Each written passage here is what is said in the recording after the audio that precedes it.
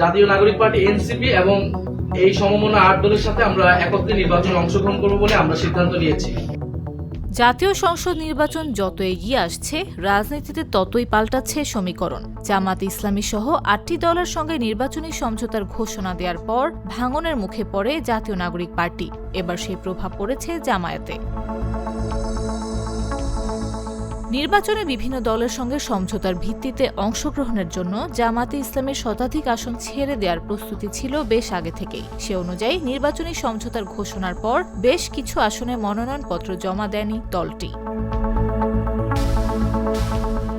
সমঝোতা চূড়ান্ত হলে আরও আসন ছাড়ার সিদ্ধান্ত রয়েছে তাদের। তবে এর মধ্যে সম্ভাবনাময় অনেক আসন ছেড়ে দেয়ায় দলটির তৃণমূল নেতাকর্মী ও ভোটারদের মধ্যে চাপা অসন্তোষ দেখা দিয়েছে।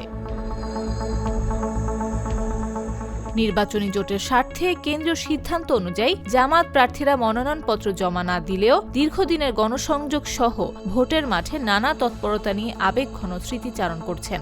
ছেড়ে দেয়া আসনে প্রার্থীর জন্য শুভকামনাও জানাচ্ছেন তারা। সমঝোতার কারণে আরও অনেক আসন ছাড়তে হলেও এক্ষেত্রে মাঠের অবস্থাকে গুরুত্ব দেওয়ার আহ্বান জানাচ্ছেন কেউ কেউ।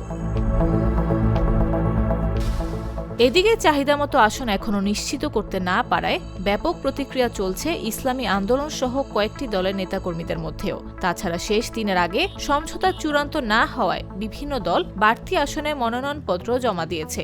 এ নিয়েও সংশ্লিষ্টদের মধ্যে বেশ অস্বস্তি বিরাজ করছে।